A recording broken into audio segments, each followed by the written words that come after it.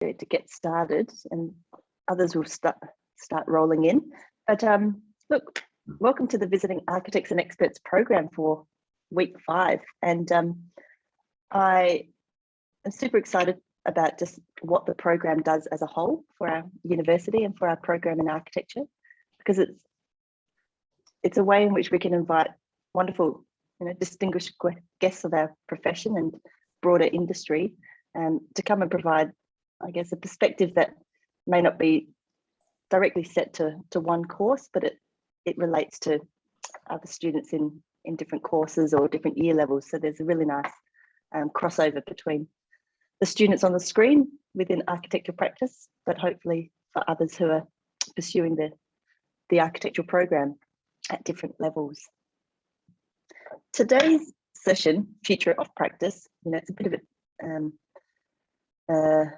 a play on the future with the of, because I've always been quite interested myself in alternative ways in which we can practice architecture. So, I myself, I guess I've worked across various disciplines and in different scales of practice, but today's guests in particular, I think really explore the edge of architecture and far more alternative ways of, I guess, using the skills that you as students are learning now and looking at how that can play out in different types of practice.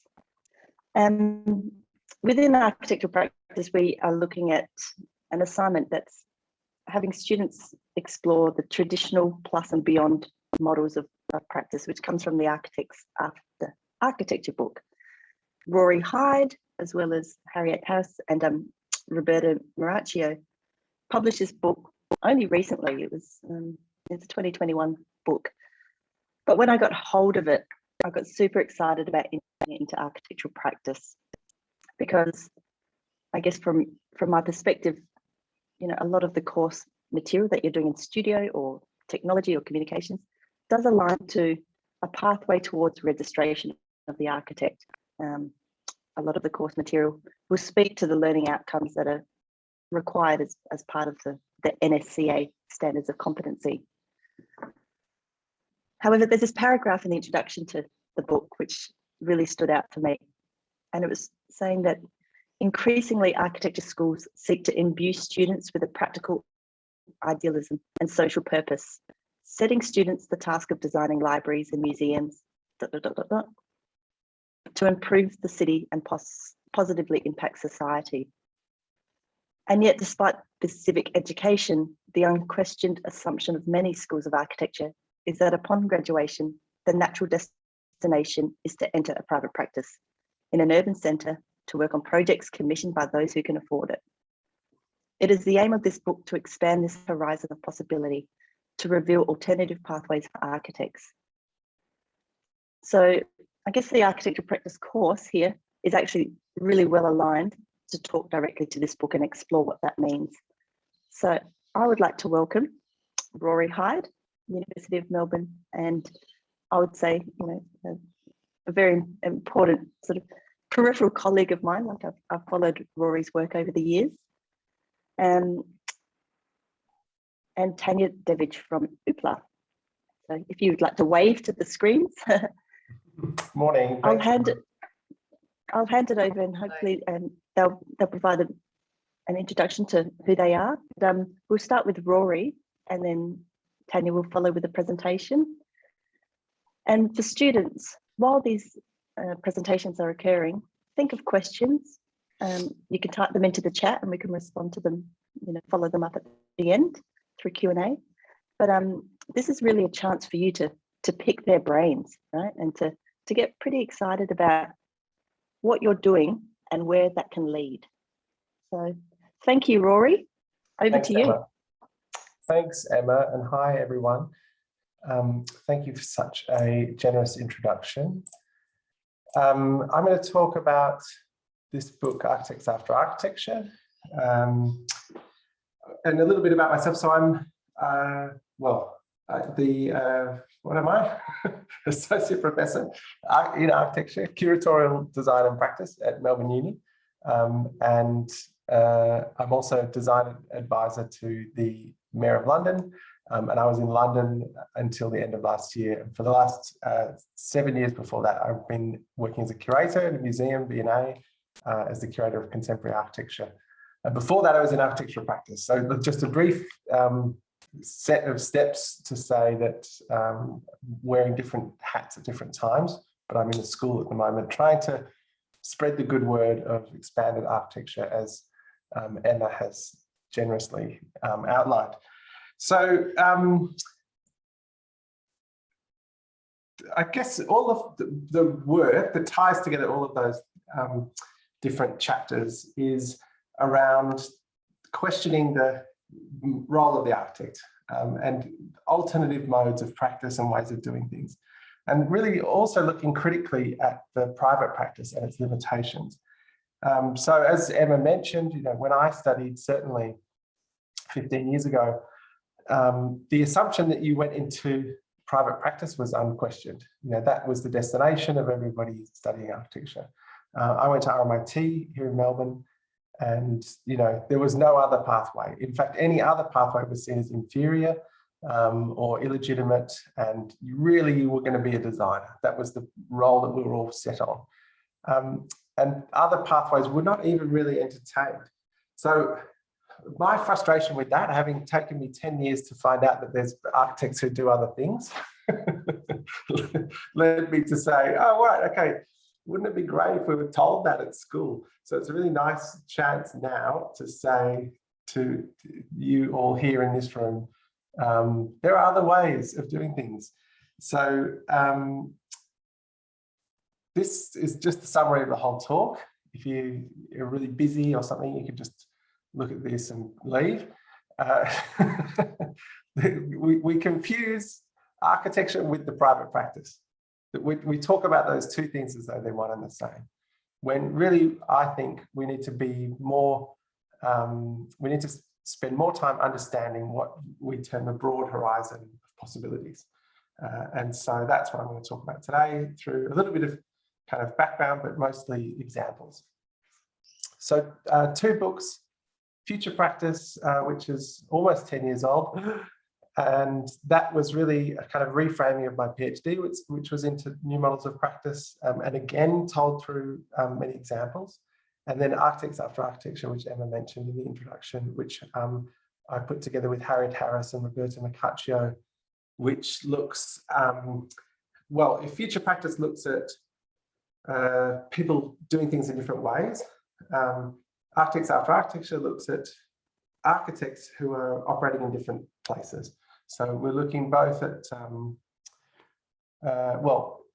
in Future Practice, this is the table of contents, so just to give a comparison.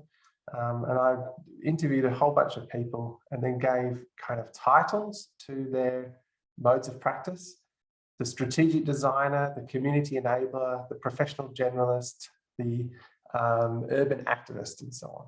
So it was about taking these specific examples of people's practices and how they worked, and then almost trying to generalize them into a model in a way that other people could then copy them or be inspired by them or understand how they could relate to their practice, or how they could adopt it as a mode. So that was the approach to Future Practice. And then with Architects After Architecture, we put together this conceptual map once we've done all the interview, which is sort of a map of the table of contents. In the center, we have architecture as it's traditionally defined. We intentionally don't really define what that is, but it's sort of like the absence of the others. And then on the left, we have plus, which are people who would still conventionally call themselves architects. People like Peter Barber, who's capital A architect, that's the name of his practice. But he's become such an expert in developing social housing and working for underprivileged people and as an architect, that it's like architecture plus this other thing. And so you could say the same about all of those people there on that list. They're very much architects, but they're stretching the boundaries of the discipline in different directions. And that's what those smaller words there mean. Stretching it towards inclusion, towards climate change, towards making, towards community, etc. And then on the other side, we have a group of people who we've classified as beyond. And these are people who all studied architecture, all began their journeys in that territory, but have then since left, in the sense that they don't describe themselves as architects anymore. And they've been able to apply their expertise in different territories outside of architecture. So for example, well, I'll show you some examples later, but you know, there's a cluster of people who are in technology, in video games, working for Google, working as curators, as I did, or artists, becoming activists, working with public sector, even into politics. So that's really the kind of split, and I understand you guys are all looking at this division this semester, which is fantastic.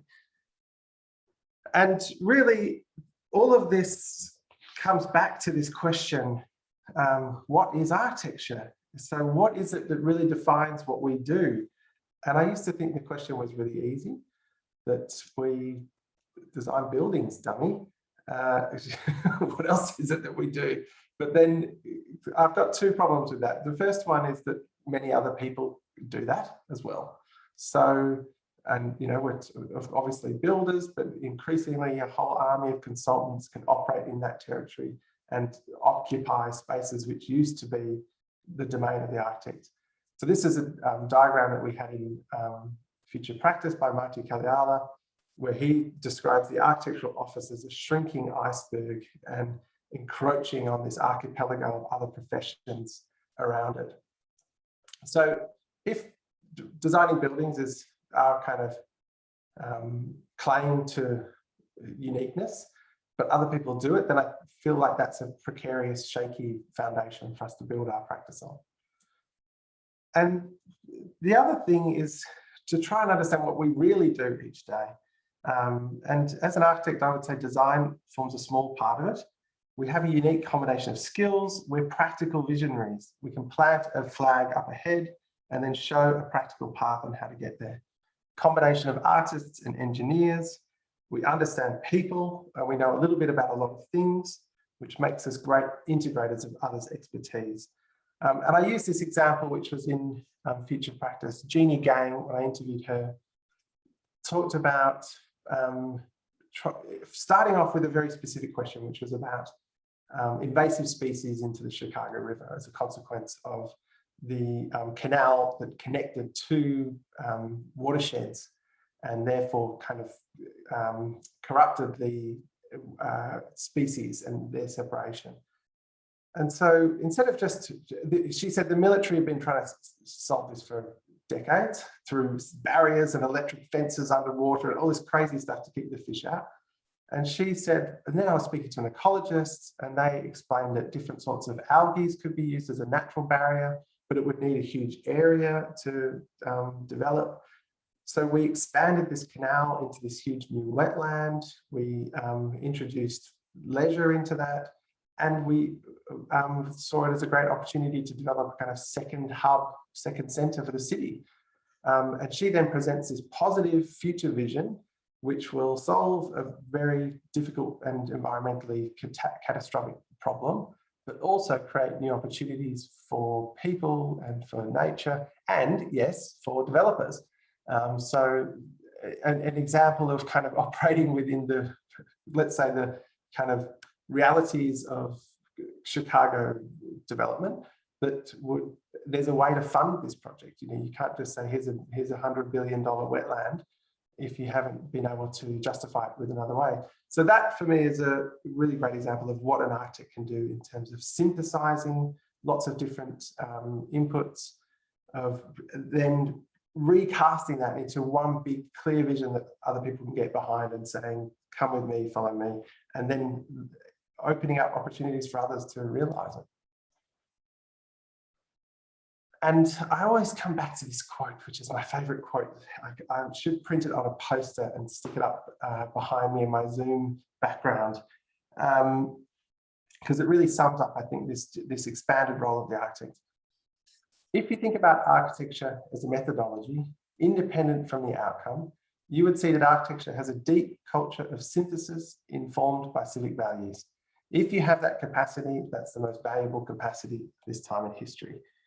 So if you take that to its logical extent, which says that if we abstract what we make from its outcome, so it's what we do is no longer about buildings, but about the way that we operate, our attitude, our approach, our way of thinking, then if you take that to the logical extreme, Grusmau is, I think, arguing that architects' skills are wasted on buildings.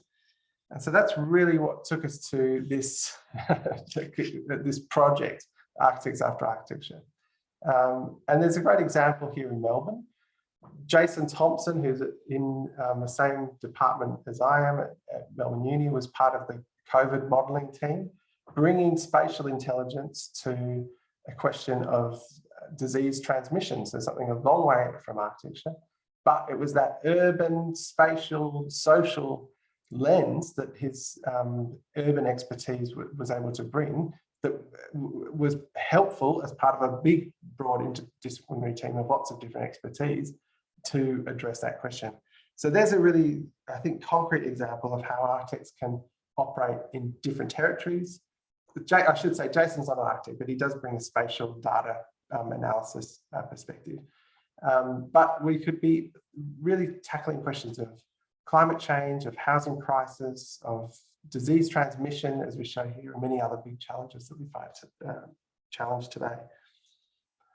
So a couple of examples to rattle through. I won't take too long this morning because we want to hear from Tania. I'll try to do one sentence on each of these. Roger Zagolovich was a brilliant architect, but was tired of the limited questions he was being asked to design by developers. So became a developer himself and operates on gap sites, so the tricky sites that other people overlook, and creates fantastic buildings out of those spaces. So that's an architecture plus development. Public practice set up by Finn Williams, fantastic example of a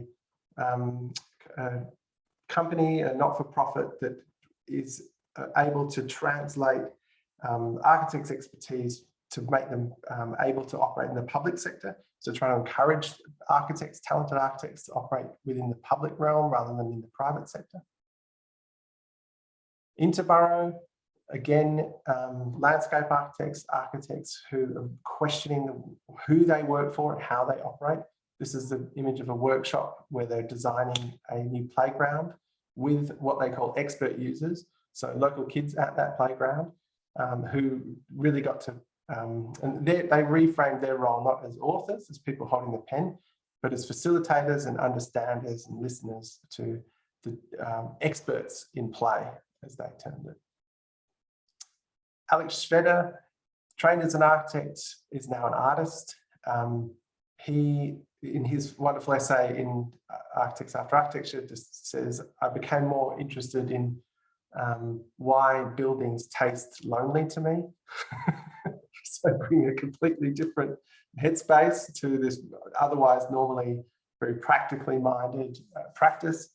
And this is a wonderful project with a house on a single stilt for two people, and it moves, right? So if you locate yourselves perfectly within different pieces of furniture, you can get the house to go level.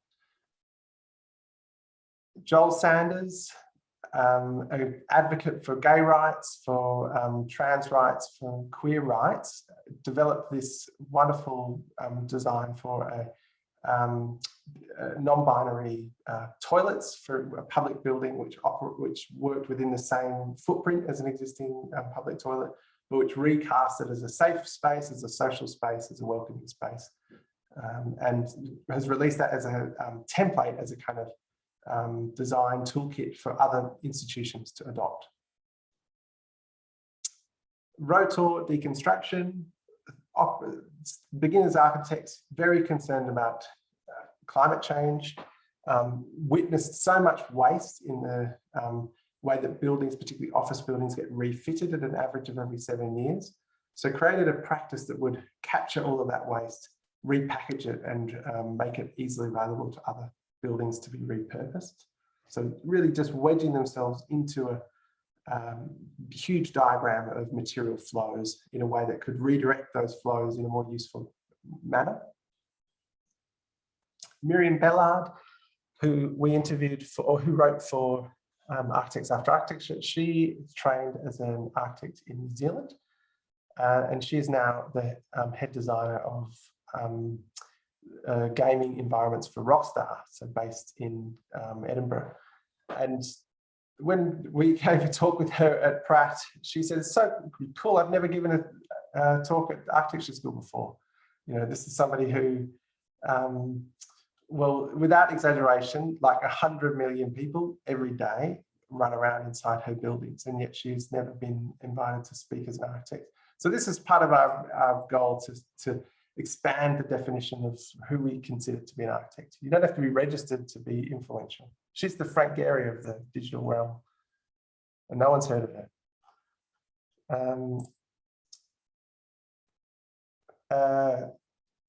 Forensic architecture, many of you will have heard of. Incredible, fantastic research agency based in Goldsmiths, headed up by E.L. Weisman. This is an image of the alternative citizens report they made of the Grenfell Tower disaster. So working with testimony of the survivors and witnesses to create a kind of alternative case for what went wrong in Grenfell Tower, an alternative to the police report and to the government's report, who these people were naturally very suspicious of the validity of their findings. And so here's an example where they're using all of the techniques of architecture, whether that's research, 3D modeling, video and animation, but also interviewing and defining of the brief and of the context to provide a very different outcome. It's not, they're not designing a building, but they're analysing a building for a very powerful cause.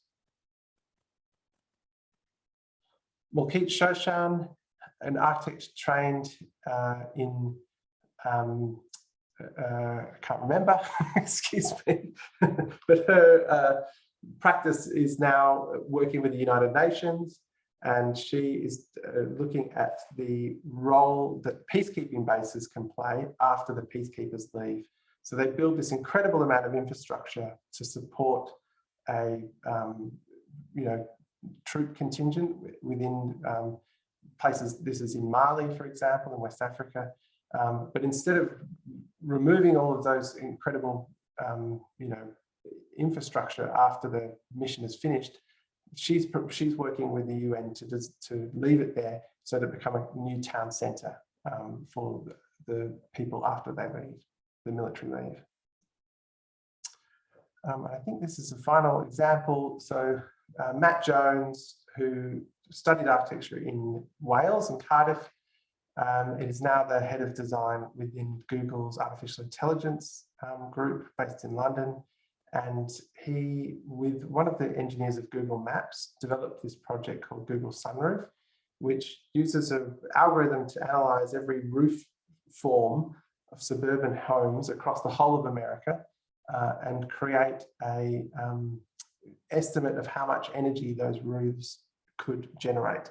And if you then click on your own house, it takes you to a solar panel provider so that you can easily install solar panels on your own roof, and the system will tell you how much it's likely to cost and how quickly the cost could be recovered due to your electricity savings. So this is a question, this is an incredible sort of different lens, I guess, brought to architecture, but from the position of algorithms and, what happens if you design every roof in the whole of America in one go. So again, and Matt's wonderful in his interview. He talks about giving lectures on Rem Koolhaas's SML-XL to other colleagues at Google. So there is some sort of overlap happening here that we ought to expand and understand. So I guess the point that we really wanted to make in the book is that all of this is architecture. Even if you go directly from your degree into another discipline, you'll still take your skills with you and you'll apply them in a different context. And once you start to see all of this as architecture, there's a greater opportunity for all of us, I think, to have interesting and fulfilling careers. But more importantly, these pathways show how architecture can reclaim its public purpose And instead of just designing nice houses, you can use your skills to address the grand challenges of today. Finally, nobody is going to ask us to do this work, but in taking on these questions, not only can we redesign the city to be more equitable, sustainable, social, and inclusive, we're also redesigning what architecture is too, developing new forms of practice that can operate in these spaces, carving out new opportunities while reclaiming our public purpose. Thank you.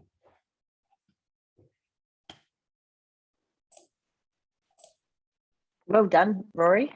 Thanks, Emma. Well done.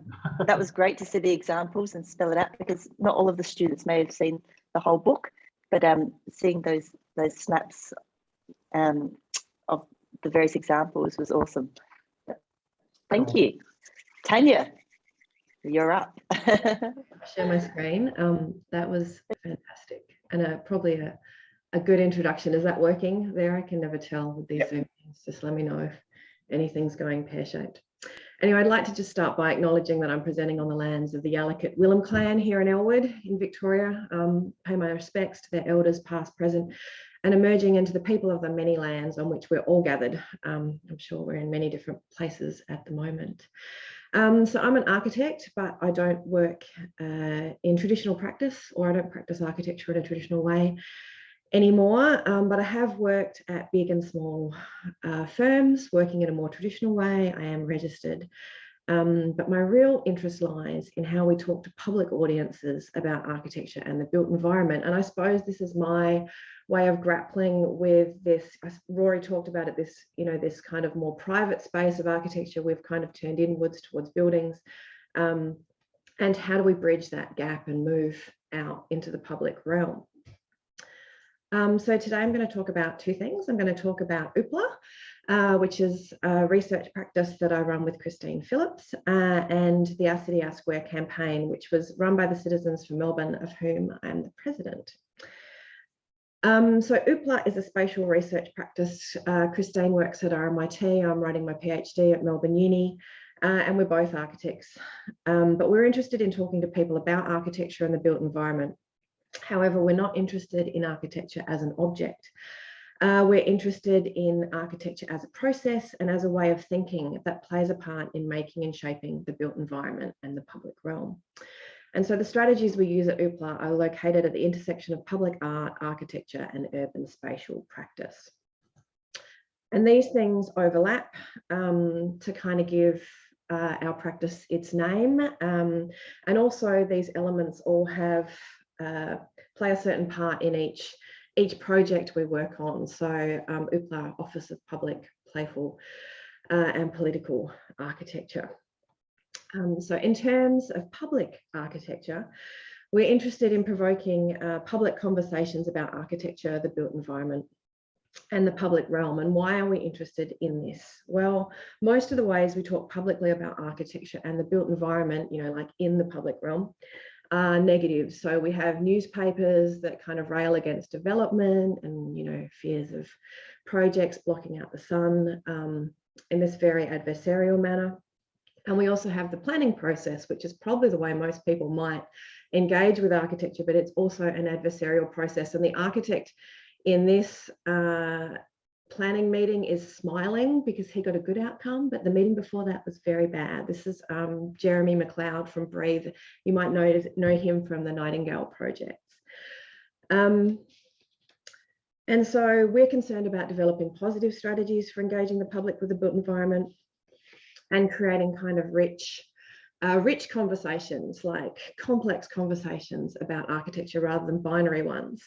And I like to think of our work as creating public encounters with architecture. And we're interested in people paying attention to the built environment because we believe that this will lead to better built outcomes. So it's about raising awareness and raising the benchmark in terms of what we expect from the quality of our built environments. So the first project that Christine and I worked on together was a project called Ads for Architecture. And it was inspired by the global financial crisis in 2009, where architects were described as the canaries in the coal mine of the construction industry. So that was quite confronting in the Age newspaper. And through this project, we were interested in exploring the positive contributions architects make and how we could communicate the value of architecture and the architectural profession differently. We were interested in how we could get architects to talk about architecture publicly and to talk to public audiences, not just stakeholders or clients. And so this involved, or this is what we thought, this involves a different way of thinking. So what are the different strategies we can use to do this? So what we did was we put out a call for ads for architecture, and we asked architects to reflect on the creation of desire for architecture and a greater awareness of the role of the architectural profession culturally and socially. And we didn't let architects talk individually about their firms. They had to talk about big concepts. So we knocked a few back, or we asked people to change things because they were kind of looking at it more as a marketing exercise, which we weren't, individual practice marketing exercise, which we weren't interested in. So we got ads from all over the world. And almost none of them addressed specific buildings.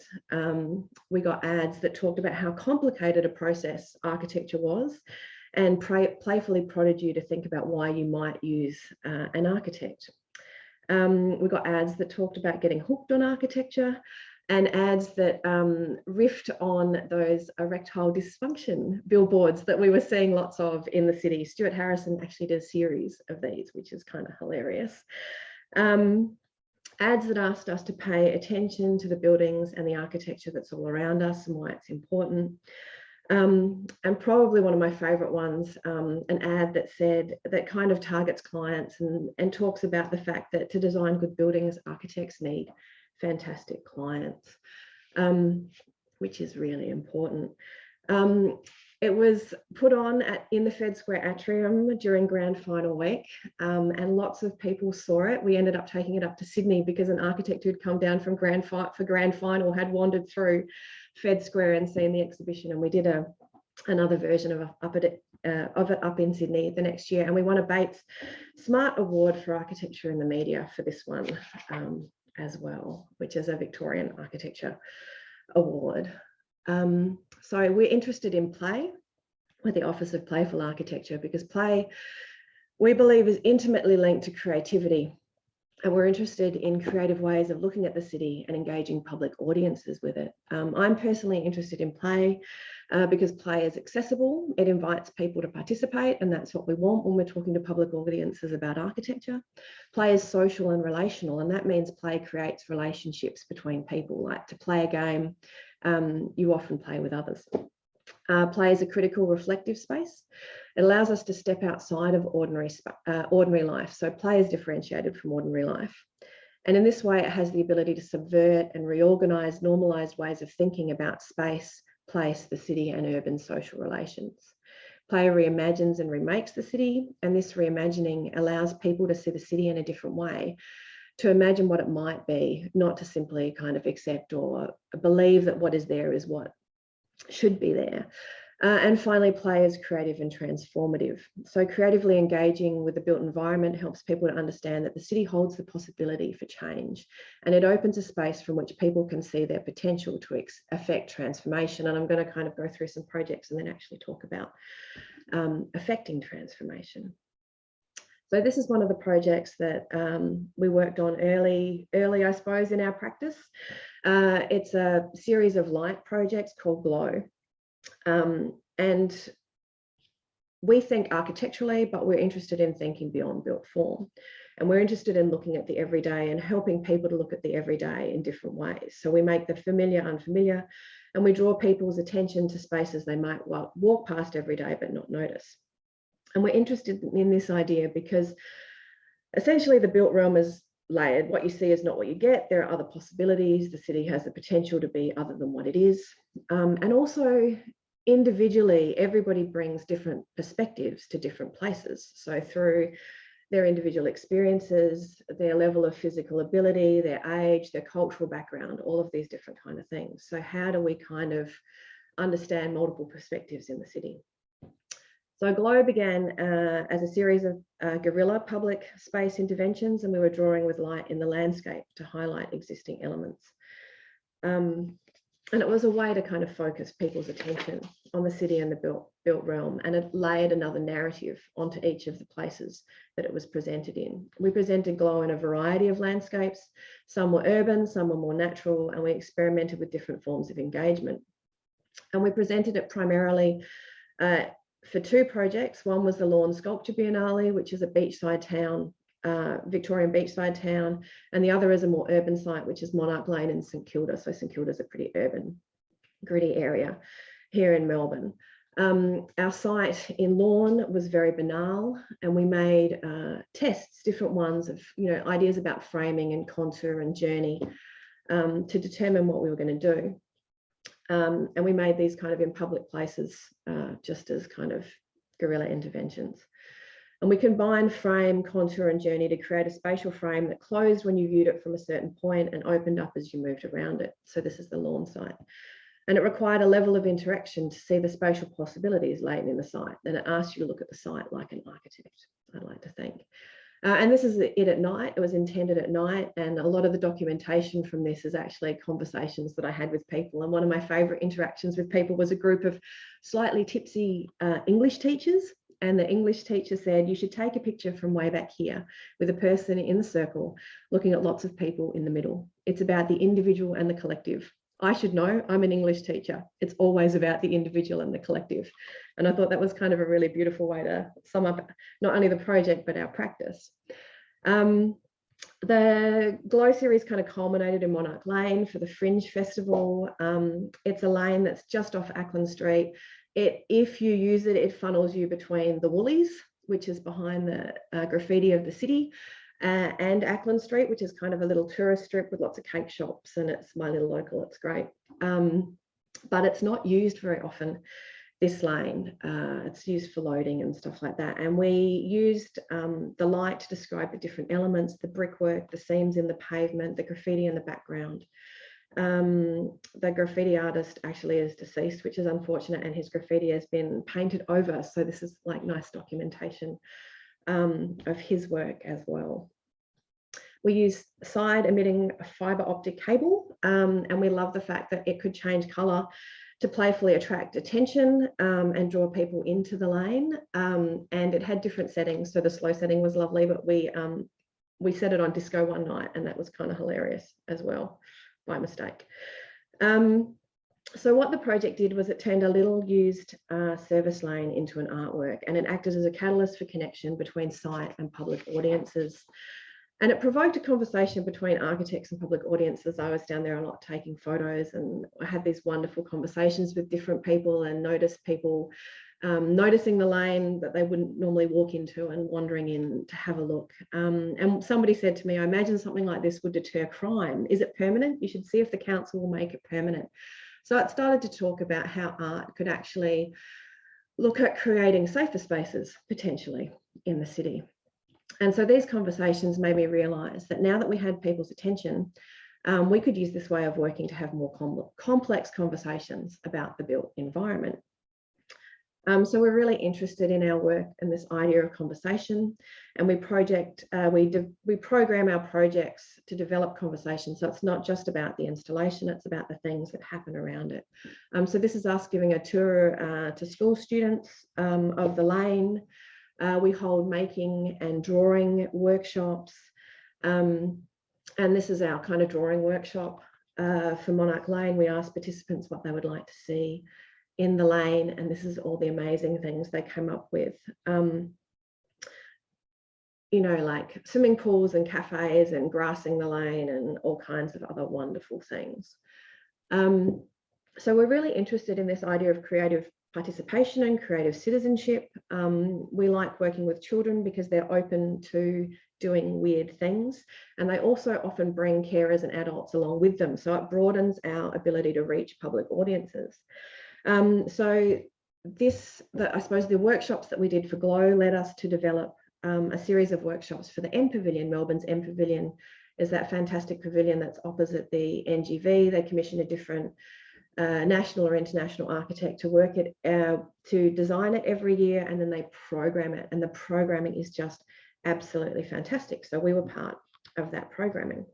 And we're interested in kind of developing children as designers, or allowing them to see the world through designerly eyes. And the fact that we make the city together is a really important thing in my work. And so if we're serious about making the city together, we need to create these kind of spaces where we can make the city together.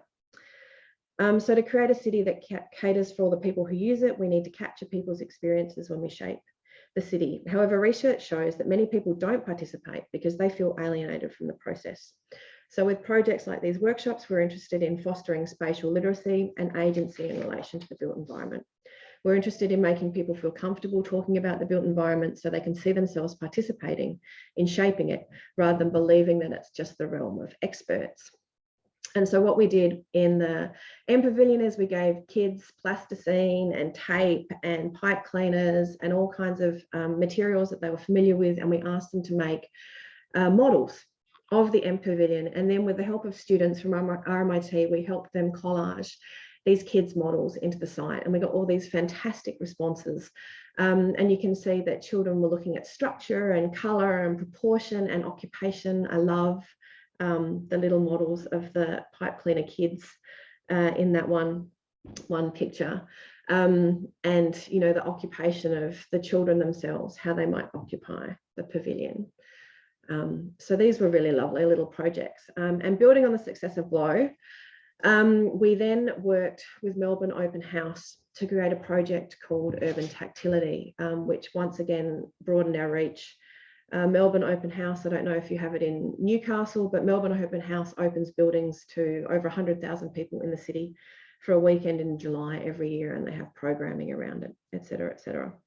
So we were the keynote installation. They have keynote installations of the Open House program. And often as architects, we assume that if we meet building standards and codes that are required of us, we've addressed issues of access and ability.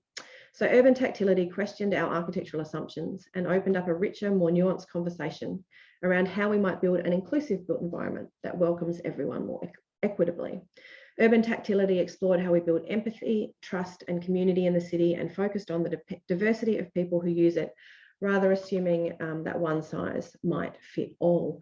And with Urban Tactility, we were looking at tactile indicators, and we were looking at people, the community with low vision and blindness in our cities, and how they use it and how they might navigate the city. So we built the relationship with Open House over 3 years. In the first 2 years, we ran sensory city tours, and we ran these with a mobility and orientation specialist who works with people with low vision and blindness. We're interested in how we design cities that welcome everyone, and how certain elements of our cities help people to read or navigate the city. So we worked with Jess Timmins. She was our mobility orientation specialist, and this is our tour of the NGV. So we spoke about the NGV from an architectural perspective, but we really focused on its sensory aspects. Often when we think of the NGV in Melbourne, you can Google it and look it up. It's this modernist building, so it's very iconic, and we talk about, you know, its form and its geometry. But we wanted to talk about its materiality and the way it related to people in a sensory way. Jess spoke to people on how you might help somebody with low vision or blindness navigate the city. And it's really interesting, just understanding that you offer somebody your elbow so they can take it, not grab them, you know, and obviously ask them if they need any help to begin with, is actually a really empowering thing. Often we don't help people because we don't know how. Our participants used low vision simulator goggles. You can see some of the people in this photo doing that, and we tested out the white canes using the white canes. So the Urban Tactility project itself was in the Immigration Museum at the City of Melbourne, and it described a kind of a tactile and sensory journey around the Immigration Museum courtyard, where we asked people to walk a mile in the shoes of someone living with low vision and blindness. The installation consisted of over 3,500 custom-made tactile indicators. And during the course of the open house weekend, we led over 500 people blindfolded through the courtyard. There was a program of 3 talks that unpacked the issues around the installation, the intention behind the work, one talk that looked at our rights to the city, and another talk that looked at how we might design a more sensory city. And through these discussions, we asked questions of what the city needs to cater for all of its citizens, how we might design a more tactile and sensory city, and how design can make the city more welcoming for people with all abilities. So in addition, we ran the sensory city tours, focused on the installation, and we worked with a primary school group to help them develop sensory installations inspired by Urban Tactility. The tactiles came in 3 colours, yellow, blue, and pink. The yellow tactiles related to the engraved plaques on the walls that have the names of people that have immigrated from all over the world to Victoria, the seating and the handrails. The blue tactiles related to the water features in the courtyard, and the names are also in the water features. Then the pink tactiles related to country, the acknowledgement of country. There are names engraved in the middle courtyard of all of the Indigenous language groups in Victoria, and also to countries far away. So there's a community garden with lots of herbs from different countries. We asked people to smell them, and some brave people even tasted them. So, you know, the conversation started at installation. There are all these school groups that marshal in this courtyard. And so we chatted to school groups while we were installing about what we were doing. And you could hear comments like, oh my God, what are they doing? It's so colourful. It looks wonderful. And you know, kids going, oh, I think you might have to lead people around them. They're like those dots on the road. So all these kind of curious and provocative thoughts that were coming up.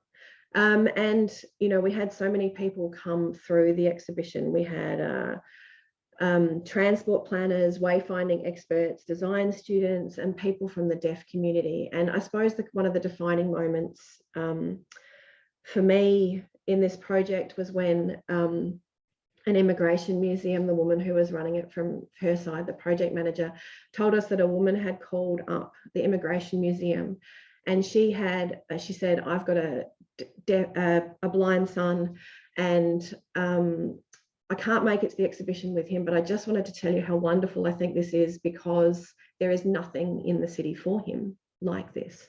And so you start to see how you can connect people and how these projects provoke broader conversations that you might not necessarily ever know, but you know, it starts to get people thinking about the city.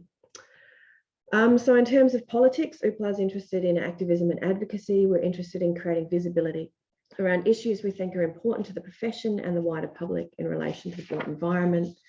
We do this in lots of different ways. We ran a campaign to procure the new Australian Pavilion at Venice, which is not so new anymore, through an open competition. This was a while ago. We guest edited the Left of Field dossier for Architecture Australia.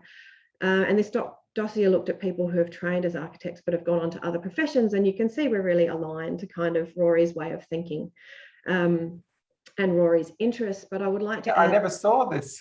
Oh, you didn't see this? No. I'm sure we mentioned future practice in it at some point. No, well, I should have mentioned you anyway. You'll have to. I'll have to dig it out. Yeah. You will. But I think I just want to add a little bit. Probably to the reason we're interested, or at least a personal interest of mine, is about equity. So for me, I know a lot of women who have kind of left the profession or are working beyond the profession or are using their expertise in different ways because they have found the profession to be culturally not working for them. And so I think we find a lot of women, you know, it was interesting to kind of showcase a lot of women working in, you know, some of them in really powerful ways, in many, many powerful ways, that are kind of beyond or outside of, but are absolutely drawing on their architectural expertise. So I have this real interest in equity. I mean, I write for Parlour. There's a little piece I wrote on how to be notable after trying to write people into Wikipedia, which is hilarious. I also write about issues of public space. So I wrote this article on the proposed Apple store at Federation Square, which leads me to the last project that I'm going to talk about. So I'm the president of a public space advocacy group, the Citizens for Melbourne, and we ran the Our City, Our Square campaign. So what was this campaign? Basically what happened in 2017, 3 working days before Christmas, is our Labor government announced that Federation Square's Yarra building would be demolished to make way for an Apple flagship store, which you can see in the picture here. So what happened with this announcement was it cut the community and the City of Melbourne out of the decision-making process. So the Planning Minister, Richard Wynne, invoked his authority, which meant that there would be no public exhibition of the project, and basically public outrage ensued. 3 petitions went up on change.org which opposed the proposal, and these petitions, of which our group held 2, accumulated over 100,000 signatures.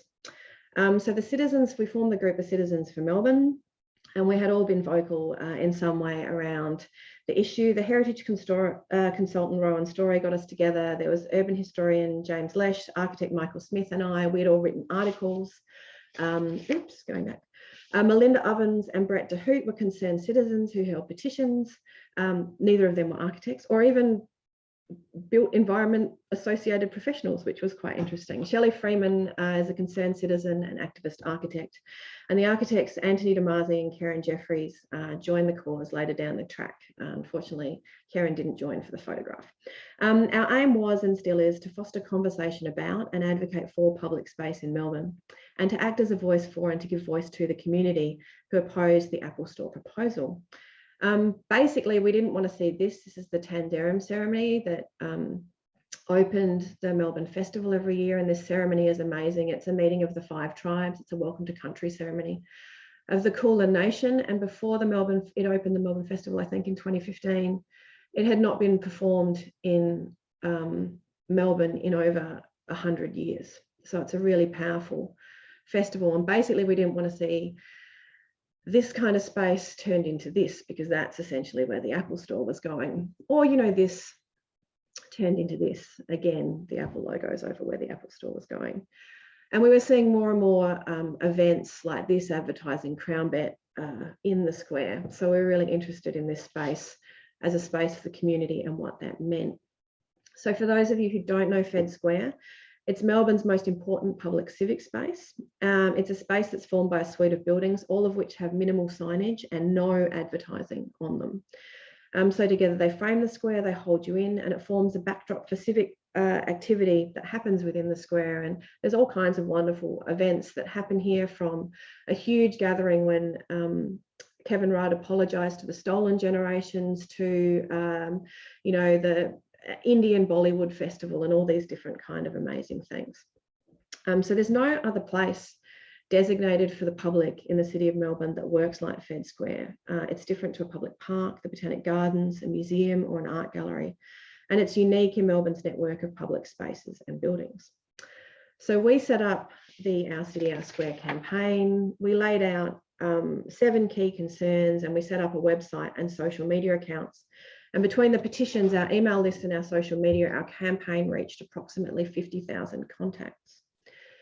The campaign worked across 2 levels. At one level, the campaign generated public conversation and literacy around a complex issue of public space and why public space is important. And it focused on the unique characteristics of Federation Square. Over the course of 2 years, it built a community of people invested in the issue. We gave numerous talks to hundreds of concerned citizens in many, many different forums. At a second level, our campaign sought to effect change by building public voice in the public realm through the informal channels of public conversation, such as social media, news media, public forums and the like, and through the formal channels of government process and business, such as council meetings, letter writing, and the planning and heritage processes. You know, we wrote articles for all kinds of things, and we also generated international and national media, and we facilitated thousands of submissions to politicians and government bodies.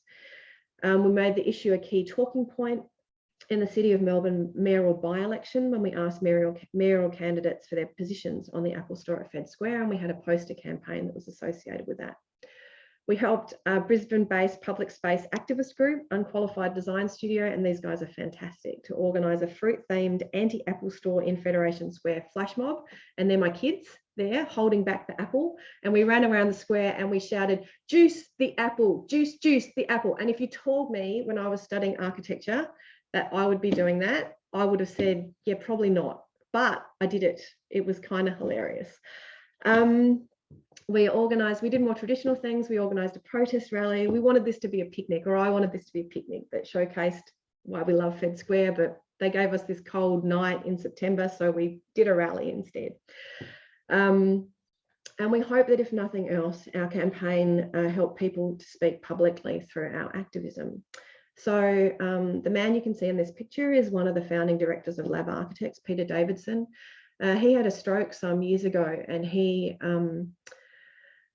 has aphasia and finds it difficult to communicate. So he did not make public comment on the Apple Store until very late in the piece. He actually didn't mind an Apple Store, but he didn't want to see the Yarra building knocked down. Not that we were quibbling, we were just happy he was there.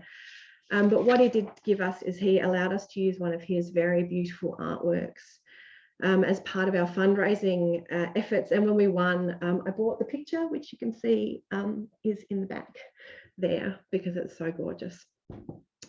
We spoke to politicians on all sides of politics and facilitated over 600 emails to our state politicians in opposition to the proposal.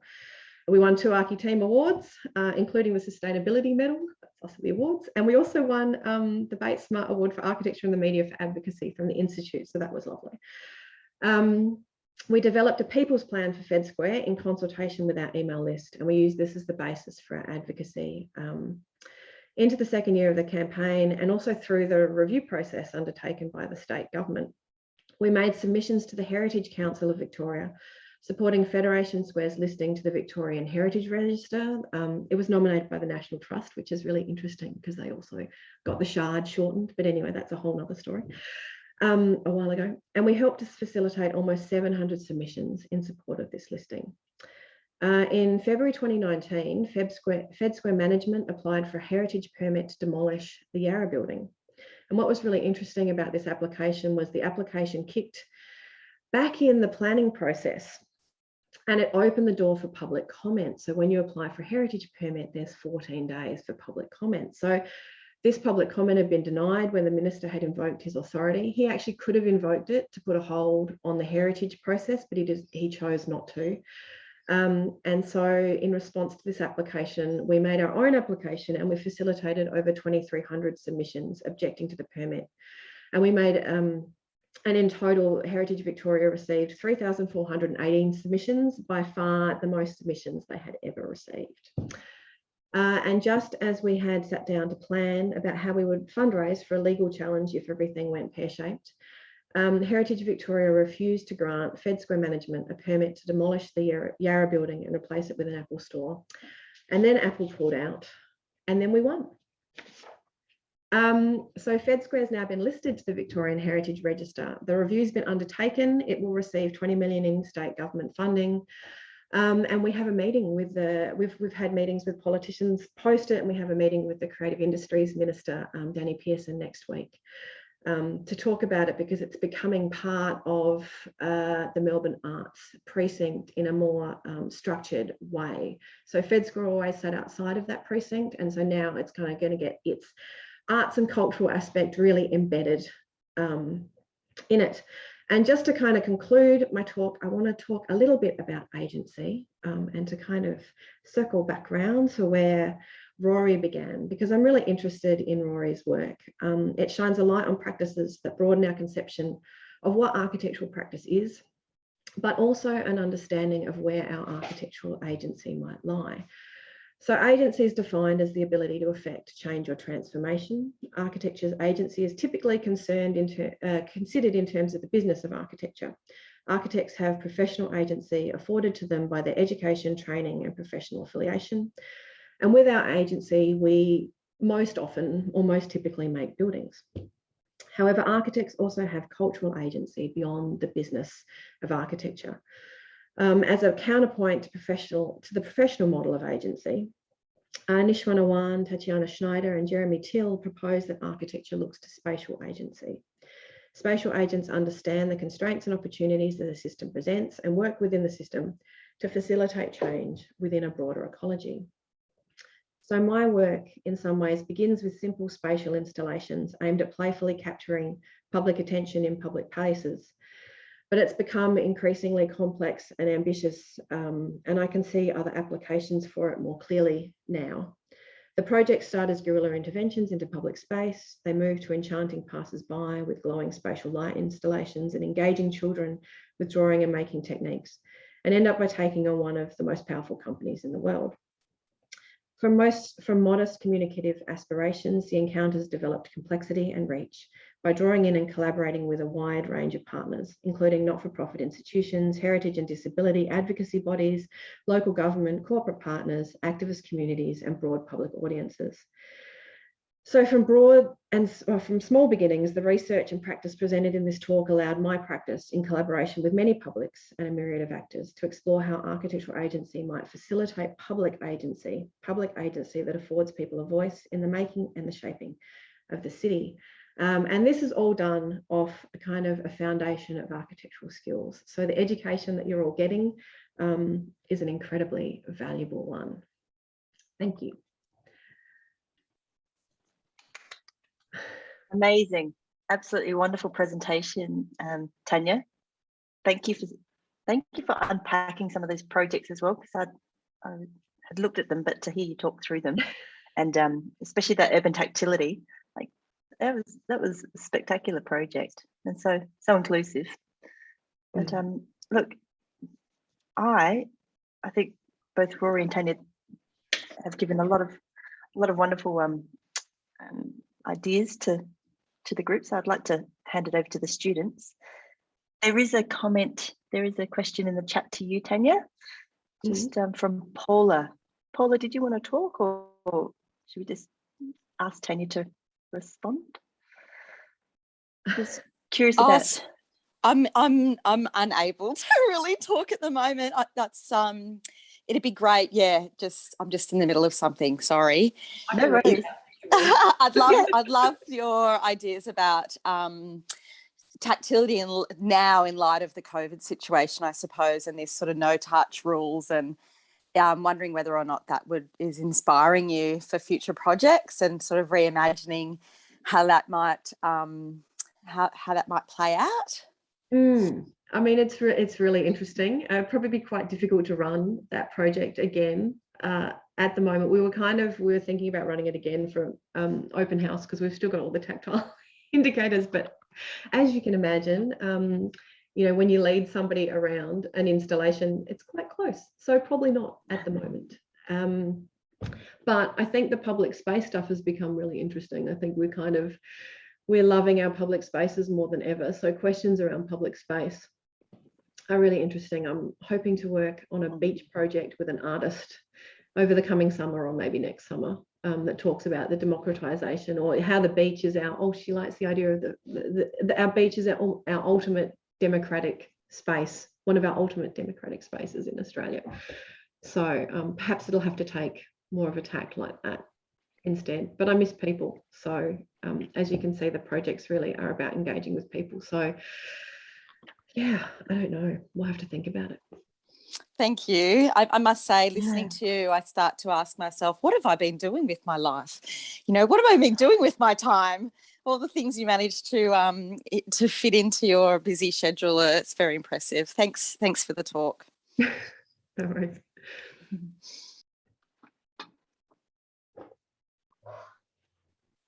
I had a question. Rory, you say like architects know a little about a lot of things. So I was thinking, like, in broadening that question of what architecture is, what would you say are some of the things that we should know a little about? Yes, good question. Hi, James. Thank you.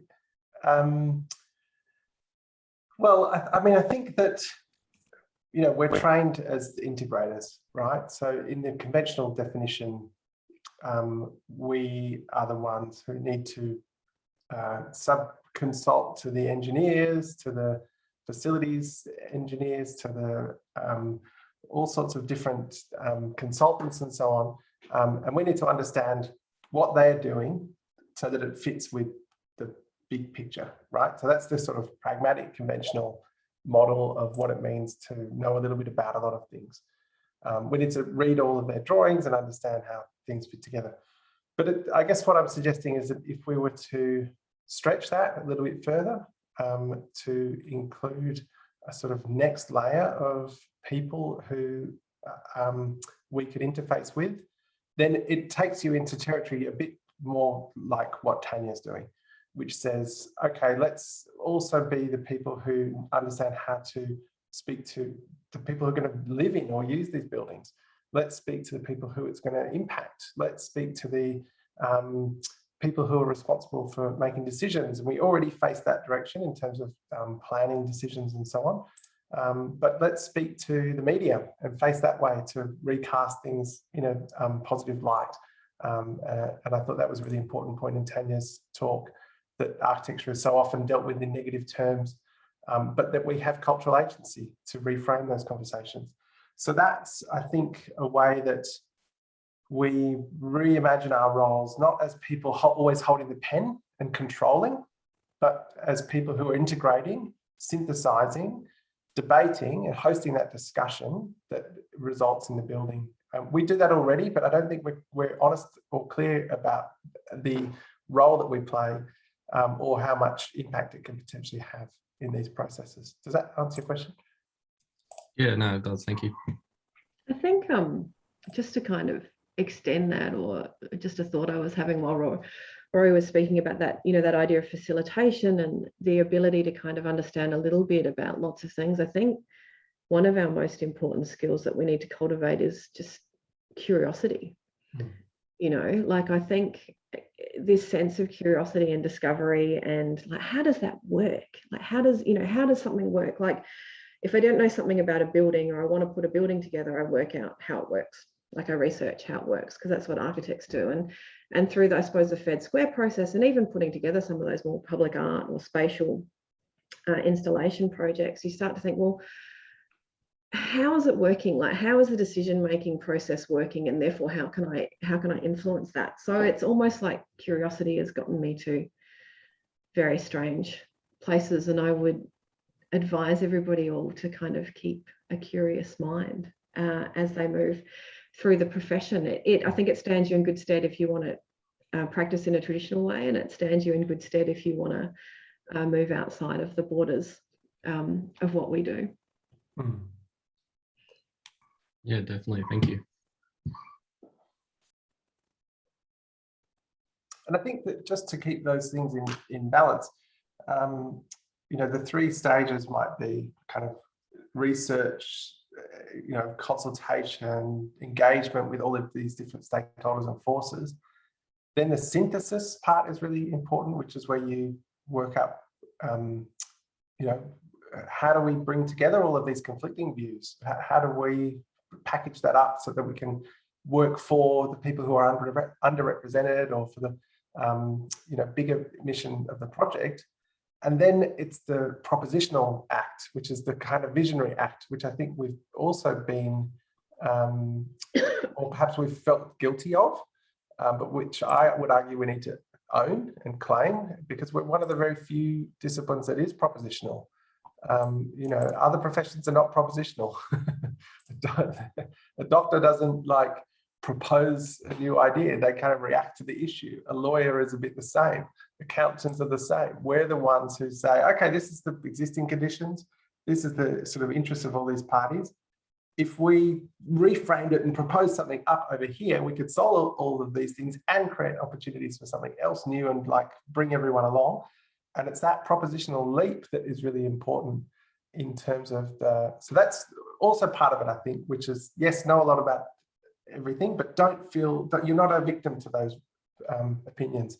You also have the opportunity to reframe the question in a new way. That's I think that's such a fantastic point. I mean, our training is so, you know, we're trying to see things and imagine things and imagine how things might work and operate. Imagine these things, and these things aren't there to begin with, you know.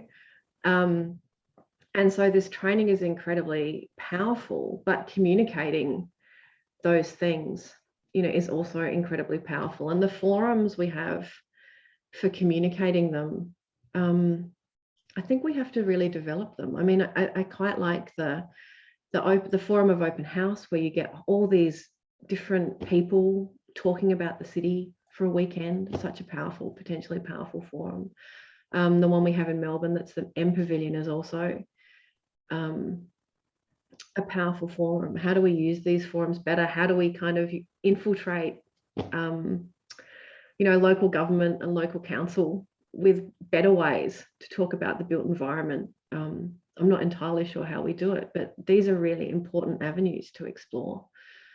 And I think our training is such a powerful foundation to move into lots of different areas, but people often aren't aware of the kind of capacity of architectural thinking as much as they could be.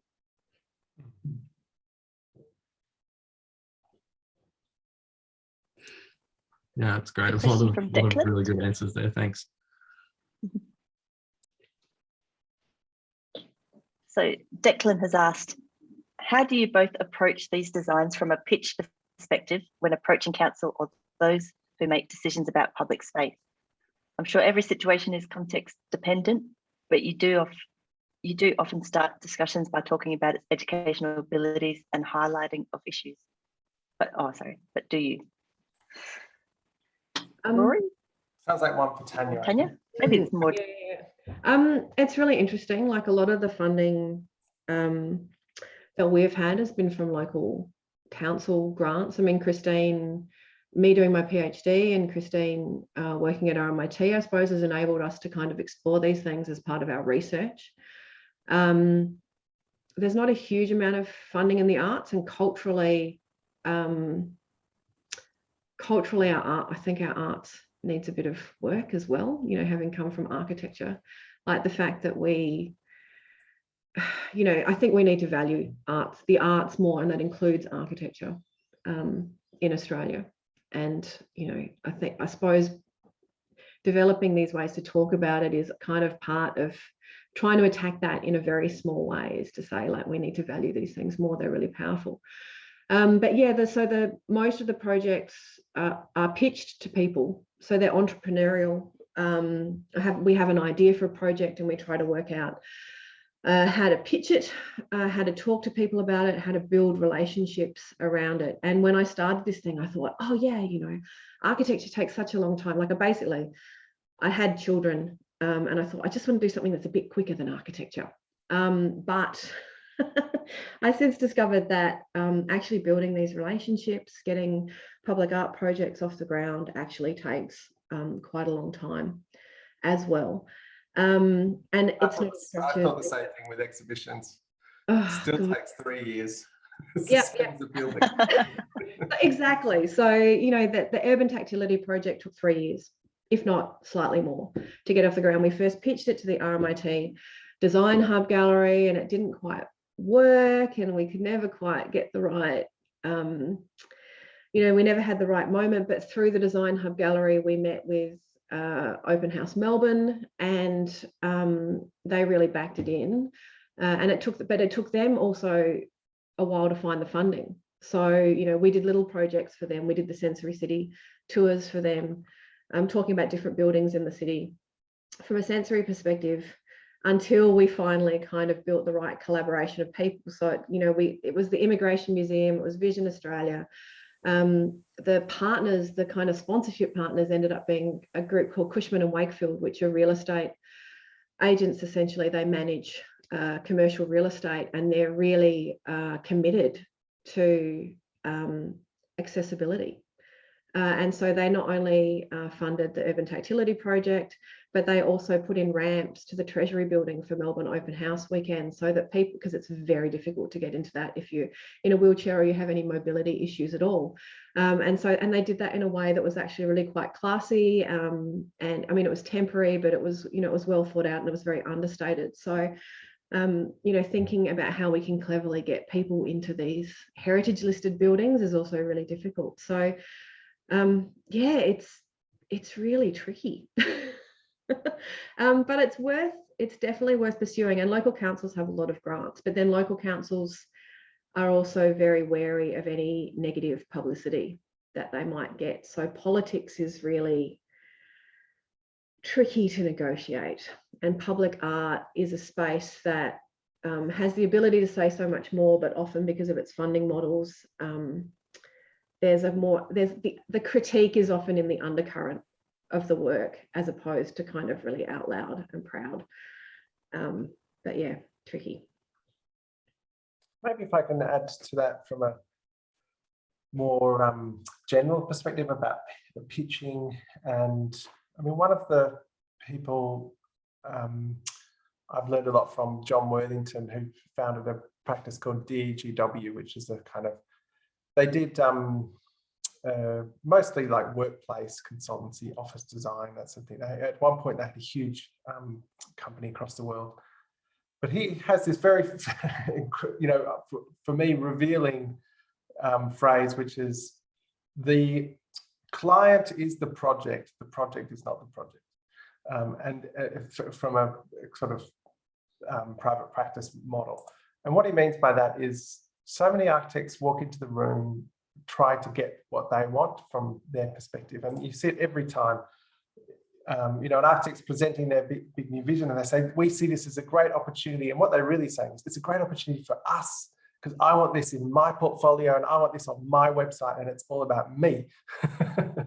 And what John's reframing does by saying the client is the project, not the practice, the project is the project, is that you're there to help the others, and the client can be defined in the broadest terms, to achieve their aims, right? To transform their business or the way they think or the way that the space operates. And if you come into the presentation through that eyes, as in public purpose or broader results of your contribution, then in a way you walk around the other side of the table and you're sitting on the same side as all the people who are there to work with you or to interrogate you. And it's that sort of self-awareness that is where you're able to step out of your presumed role. This is why architects get such a bad reputation, of course, because we're always perceived to be in it for ourselves. But if you can step out of that position and demonstrate how it's the broader values of what you're doing, then you become extremely, both valuable and persuasive, I think. And I hate to use this as an example, but it honestly, it's incredible if you haven't seen it, which is Steve Jobs' presentation to the local council when he's pitching the Apple building by Norman Foster, the huge spaceship building. And it's he's the master of the presentation. Everybody knows that, of course. But to see him present a building, it's like we've got a lot to learn in terms of how we tell stories and how we persuade people and how we and of course Steve's ambitions slightly contradict what I've just said, which is that he's very much in it for himself. There's not much of a public benefit to that building, but still he manages to present it in those terms. So oh my God, I'm going to have to look that up. Have you not seen, Tania, I have not seen that because homework. I read a lot about that building as well, because you know that the city gave them land that was allocated for public space. For that I didn't realise that. For public benefit, yeah. So it's, I think there was a Wired article on it that was fantastic, kind of took it down in terms of its community aspiration. Maybe why I didn't focus on that. Oh my God. I mean, I think that's such a great point though. When I look at how we got the Urban Tactility Project off the ground, it was about getting the right group of people together, and that just takes time. People whose aims and goals align with yours and who can see the value in communicating in a certain way or working in a certain way or doing a certain project. It's a really good way to look at it. We found, we started off, we're not sponsorship or, we don't do that for a living. We don't get that. We started off, I think, with the ads for architecture project, like asking architects for, would you sponsor this exhibition kind of thing. And just finding that really difficult. In the end, I think the Office of the Government Architect, Victorian Government Architect, gave us some money, which was lovely, and RMIT gave us a little bit of money.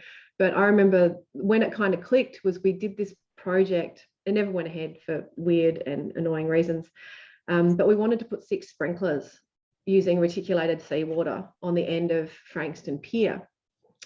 And we just went, oh, there's a Reese store, a plumbing store down in Frankston. Maybe they'll give us some, stuff. And then all of a sudden it clicked. It's like, we have to find people who, and they did. They were like, yeah, we'll give you all the materials. And so all of a sudden it clicked. It's like you have to actually work out how to find people who are aligned to your interests. And I suppose it's, it's about building that voice. It's about building, how do you amplify your voice? I mean, it kind of comes through maybe most strongly in the Fed Square campaign, but it's really about, collaborating with people to amplify your voice in every project or, yeah. And it's, I suppose, and it's also not kind of really about our voice, but it's about broader goals as well, thinking about broader goals. Well, just quickly to add to that, sorry, because I can see Chris has his hand up.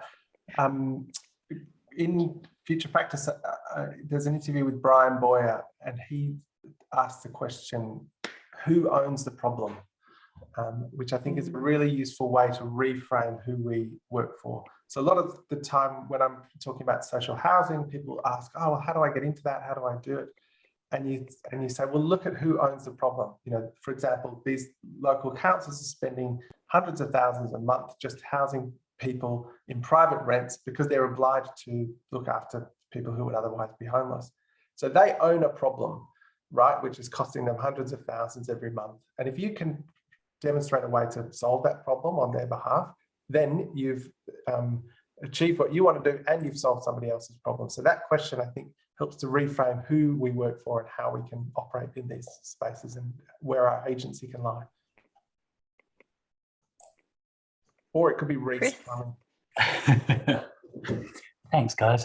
Thank you both very much for a brilliant presentation and for opening up these subjects in the way that you practice and operate. I've got a question around a couple of key themes that I think about when I've thought through what it is that you've been discussing. And there's two topics, one being collaboration, because you both have very generative practices. You're both observing and disseminating information that comes from others, as well as actually practicing and working out what it is that you do.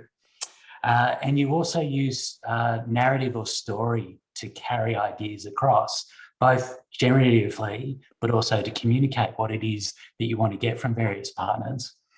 And I was wondering whether you might be able to share to the group what some of your top tips around collaboration and around narrative or story, or about generating what those things are. How do you get into what the really key parts of those two components are within a project or within your practice and what you do?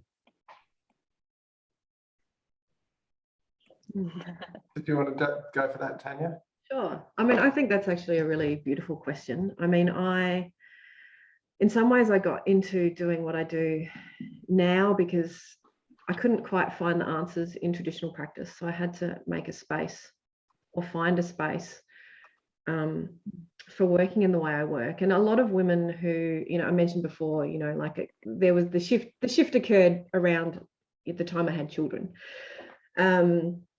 And a lot of women I know who have children then go into practicing, they become sole practitioners and they work on, private houses, and which is very beautiful. Like I've worked on private houses, they're very beautiful, but I didn't actually want to work by myself. I love architecture for the fact that it is so much about talking to people about ideas and how to solve problems and things like that. And in some ways, the PhD practice I find really hard. I'm almost at the end of it, but because it's a very solitary practice. But I think that what I've done is I've created this really broad base for then just calling people up that I'm interested in meeting and saying, do you have an interest in working with this? And it was really fun, like the working with Vision Australia, we didn't know who to talk to. We knew we wanted to do a project with tactile indicators, and so we kind of called this person and that person, and we met with their community engagement person, but she wasn't quite the right person to move the project forward. And then finally she put us in touch with these mobility and orientation specialists, and they just got it. And we had these amazing, passionate conversations about what we were doing and how it communicated to public audiences and what we could do and how, fantastic it would be. And this idea of a slow tour and getting people to understand the city from a different perspective. And so it's kind of about persistence and finding the right people and finding the people who are passionate and who have the ability to act as well, because we like to talk a lot because we're architects, but yeah, finding collaborators who like to act is something I'm really committed to, I suppose. And then those, you know, that passion and that action then help build the story. I think that's the way you build the story with other people. Yeah, maybe if I can add to that. Well, one, architecture is collaborative, always. Necessarily, every time. Doesn't matter what you're doing, it always is.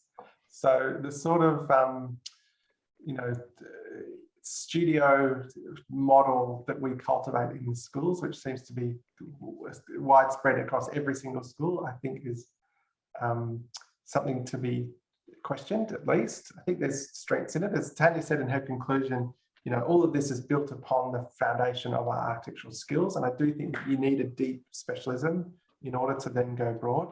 But that specialism could equally be collaboration as much as it could be design or knowing how to put things together. And I think there's another aspect to your question, which is, for me, it's about authorship and the kind of learning to give it up.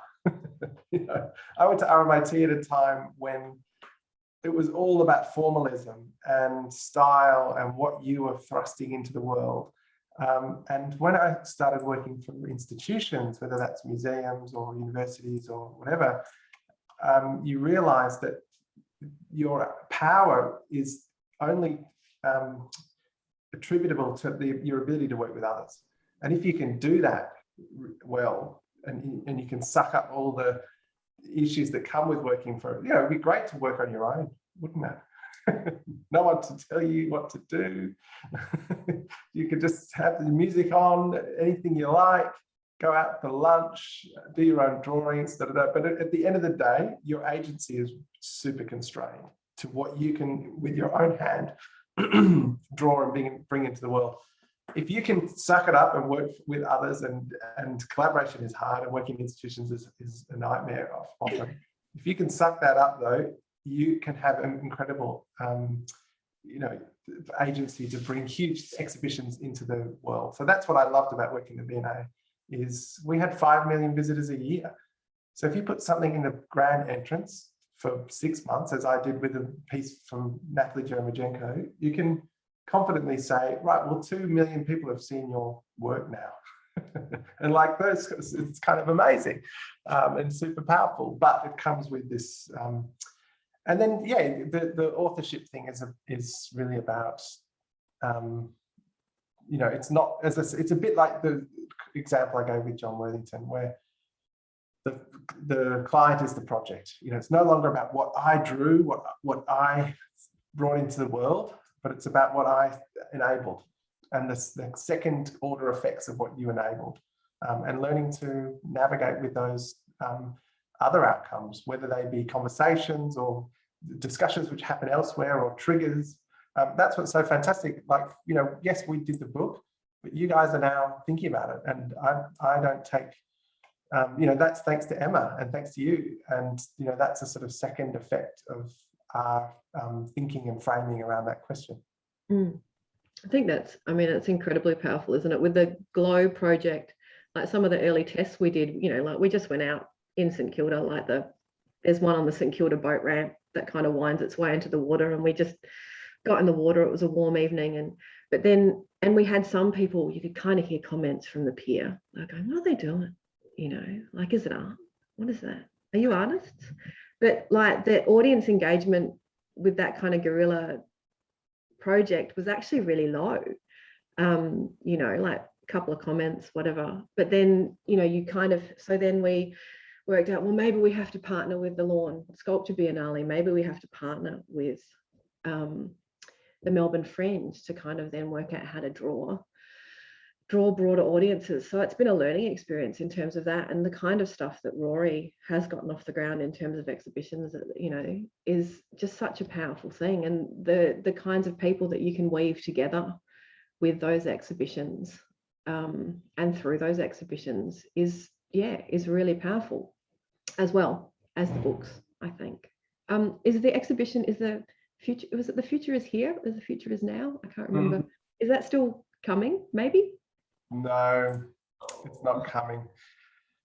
It's a victim of COVID. We had 3 tour venues planned, and then they have all been cancelled, including Melbourne Museum. So never mind. Shame. Or maybe later on, maybe something different, you know, like. That's right, something new. But I would have loved to have seen some of them in the real.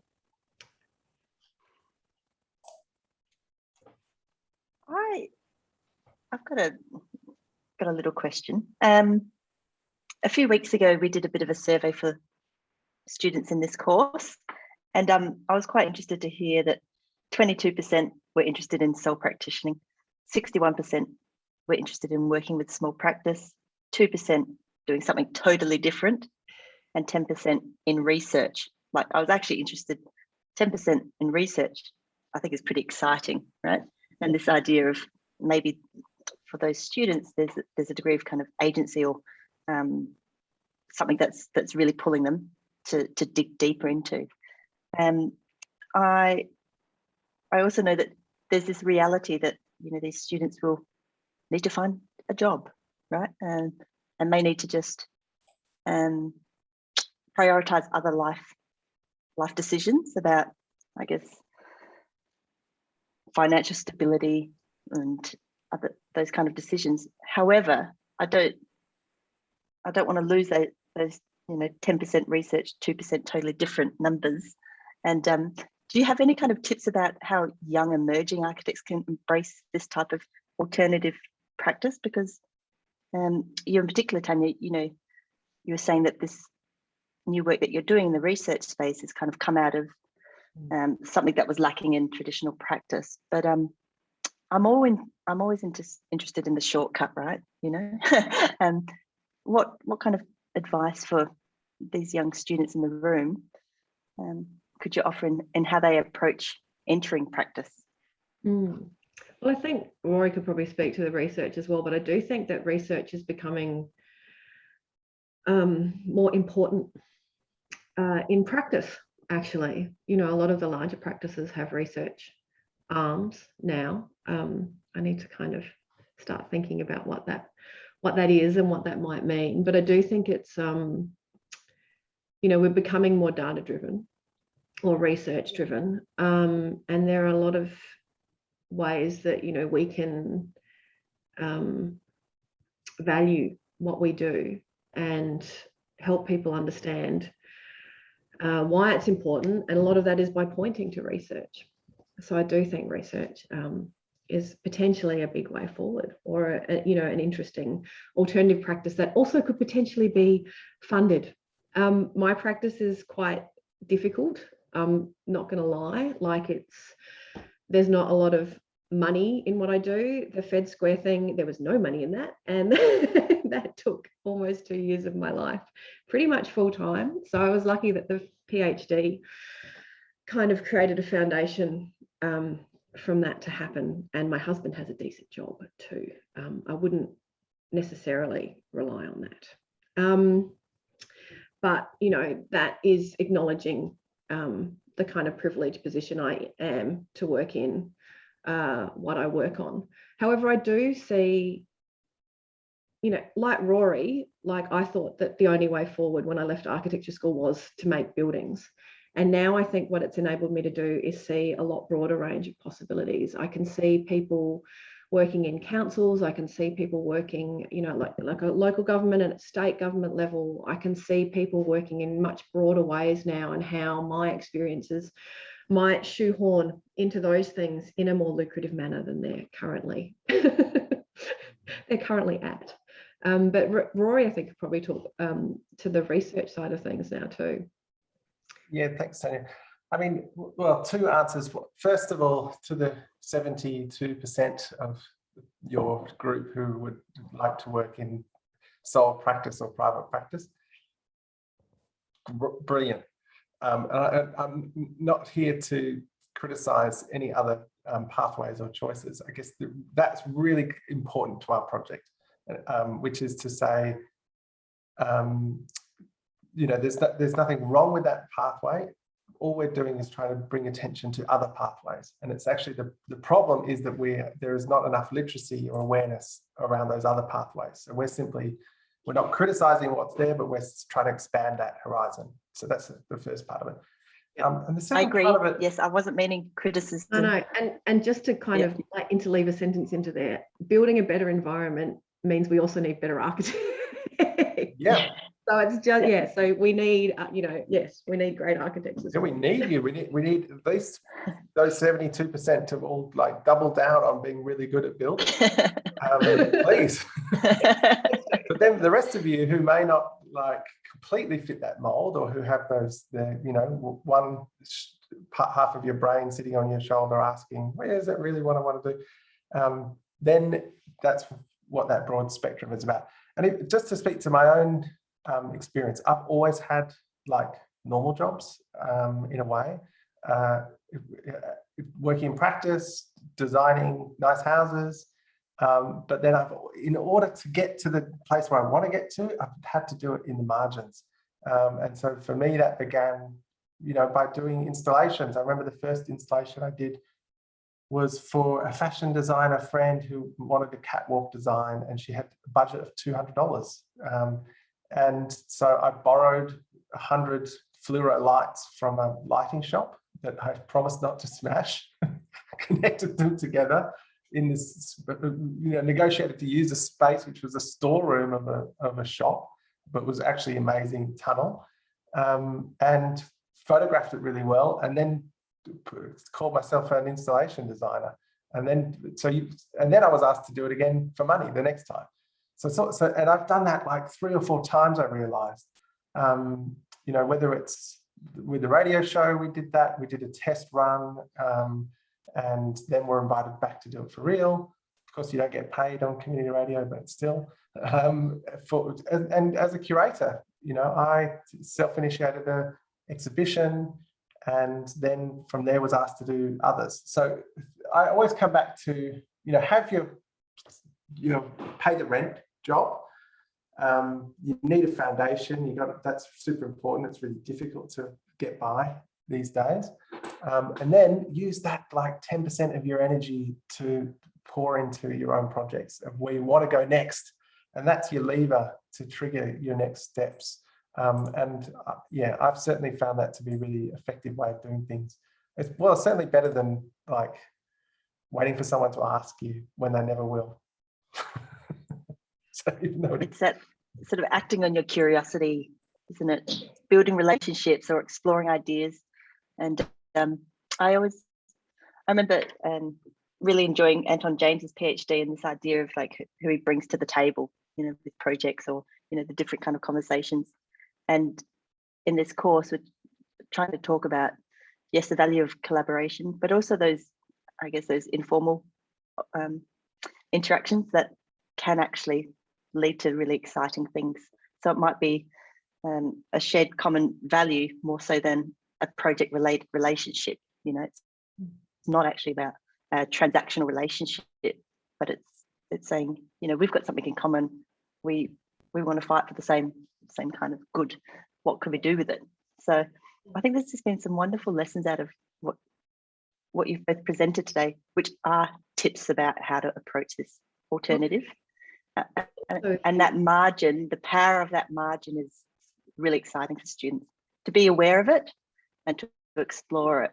I mean, if you want to look at it Tania? in a kind of a business sensibility, like I always thought that networking was this really awful thing. And I just had no interest in it, like I worked at a big practice, and there were every now and then there were things on it, and I was like, oh, that's just, like it's about self-promotion and marketing, and it was gross. But when you actually have a passion for something or an idea that you want to prosecute, or like those are fantastic ways of connecting to people that you don't know. And especially I think for people who are, like studying now and maybe coming out into the practice and trying to work out, well, firstly, okay, you need to get a kind of a base level of skills, but working out how to be, or working out how to plot the course to where they want to be, to have these little things to work on that 10%, as Rory said, is actually a wonderful way to connect with other people, so to kind of connect with people outside of your job on kind of common causes for common causes. We've got there's a lot of young folk here in Victoria involved in the architecture lobby, which is a really interesting thing. I think Peggy Deemer was in your book too, Rory. And, The book. you know, there's There's a architecture beyond. there, and you know, so there's all these different kind of ways to connect beyond the institute, and you know, so kind of take, you know, you can take up those opportunities, and you meet people who are like-minded through them, and they hopefully help you navigate your career, whatever and however it turns out. Yeah, the first exercise we did in this course was a bit of a values exercise, just because I think it's inspired by Chris Johnston and Sue Ann. But I think for our students in the room, you know, to start, I guess, thinking, shit, what do I care about?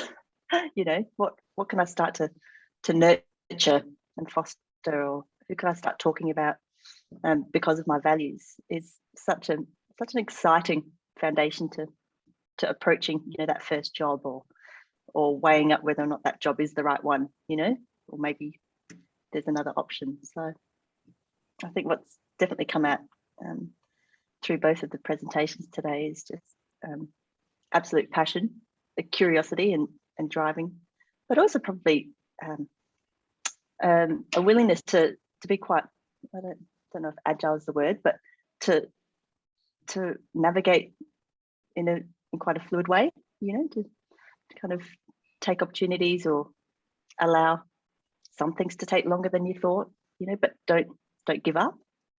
That persistence is really appreciated. Did we have any other questions from the floor? I've got another one, Em, if I could, to both Tania Yeah. and to Rory. Rory, you mentioned talking about working out what's next. Can you tell us what's next for you guys? What are you currently doing, and what are you heading towards now with your bodies of work? Good question. Well, they're pretty unformed, but I'm working on a book which is loosely called Architecture for All, which is around sort of democratization of access to design. And I'm just trying to work out how to shape that. And I've written half of it, but I'm not sure if any of it's any good. So, so that's always the, you know, confronting part of it. And then the other thing that I'm trying to get up and running at Melbourne is to begin with an elective and hopefully scale it up from there on strategic design. So that's really, you know, very much a lot of the examples that I've presented today, I think could fit into that basket, which is, you know, one example I give is if in the regular design studio we spend about the first 2 weeks doing research and then we spend 12 weeks doing design, what happens if you flip that ratio? And so you spend 12 weeks understanding the problem and who owns it and how you might intervene, and who are the different stakeholders, and how can you reconceive and redesign that as a process, as a system. And then once you had all that, it would be very easy, I think, to spend 2 weeks designing a response. And really what that's driven by is kind of what we're hearing from industry, from practice in the broadest sense, from the public sector and so on, that, you know, these are the kinds of thinkers that we need actually for the questions that we're facing in the city. So how do we build a kind of knowledge base and a legitimacy around that way of thinking? Yeah. Yeah, Tania, what's next? Oh God, I've got no idea. You've just finished your PhD. More I didn't get my bloody PhD. Oh my God, it's so close. I'm starting to get. When is that due? When is that due, Tania? October. I'm starting to get all the edits back, so hopefully it'll be in before then, but it's just like, you know, anyway. Yeah, so handing that in, definitely, that will be a big tick. I'm working on a project that looks at housing older women at risk of homelessness, and that's actually a really tricky, sticky issue. It's very hard to do in our current climate because we are so far behind on housing people that are actually homeless that housing people at risk of homelessness is incredibly difficult to find funding for and to find buy-in for, but we have a great idea. It's not completely an architectural solution. It's a strategic. It's not an architectural solution in a physical form. So it's not a development model, but we are talking to government about that. But yeah, it's tricky. And also women who are at risk of homelessness, it's very hard to assess the number of women who are at risk, because they don't fall into that. You know, there are quite good measures on how we assess and define homelessness, but your pathway into that is a bit stickier. But the solution is actually to catch people before they become homeless. Anyway, so hopefully that will get off the ground at some point. And there's kind of just all kinds of other little weird things that I'm interested in. So in some ways, whatever presents itself, it will be the thing that gets taken up next. I like saying yes to things. Sometimes that's gotten me into trouble. But sometimes it's taken me in good and strange places.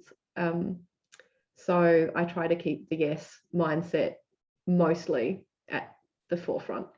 I don't know if that helps. Do you and Christine have quite distinct roles in how you work, or you're very much, you're almost like, you know, like you've worked together so well that you're almost like the same kind of conversation. You roll pretty organically. Did describe us as sisters in architecture at one point, which I thought was hilariously gorgeous and very appropriate. You know, she's got the kind of,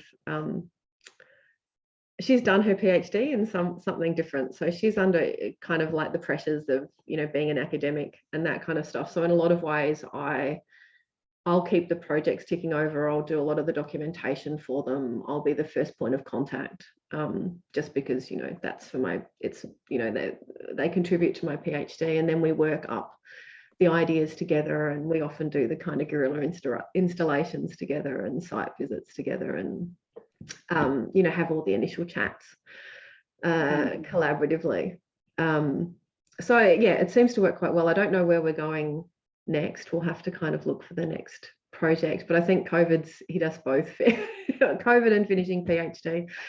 She's obviously had to transform to a lot online, and she's got 2 young kids too. So yeah, we're just kind of we'll see. Yeah, don't judge anything too seriously through this period, I guess, because there's so much change.